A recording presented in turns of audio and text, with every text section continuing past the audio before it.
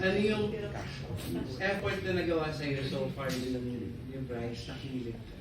Actually, kahit hindi niya napapansin, napaka-gentleman itong si Bryce.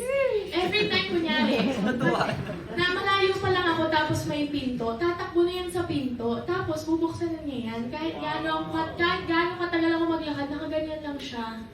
Tapos, inaanoan niya ako ng kapag kunyari, nakita niya nakatayo na ako, binibigyan niya ako ng upuan. Kinikilig na ako. And yung mga stuff na ganon, syempre nakakakilig yun for me as a teenage girl, ganon. Kasi mga nababasa ko lang yun pa lang nagkakatotoo na. Thanks to Bryce. Sige, Marco, ikaw naman. So, ayun nga po, actually, for us, since sobrang tagal na po na pinagsamahan, parang it comes out so natural na lang po para sa amin. We are so genuine to each other po. And, ayun, parang, siguro sa mga efforts po, syempre kami po yung nag-i-initiate ng mga bagay na makakapagpasaya sa partner namin.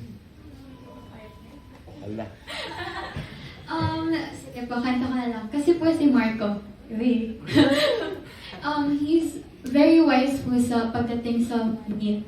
Pero kapag, kunyari, sa taping, ganyan, sa set, magsasabi lang ako, like, as a joke lang din talaga na, libre mo naman ako, gugulat na lang ako, ay, ano order, tapos nagugulat ako, di ko na kailangan bayaran. Ang generous niya sa akin, Tapos po, I guess yung pag nag-grab priority po ako ni Marco. Kunyari, napapagsabay niya yung content niya, yung game niya, tapos need ko ng help sa kanya agad. Nagre-respond siya agad, even kahit nasa live stream siya. So yan, I really appreciate yun. Wait.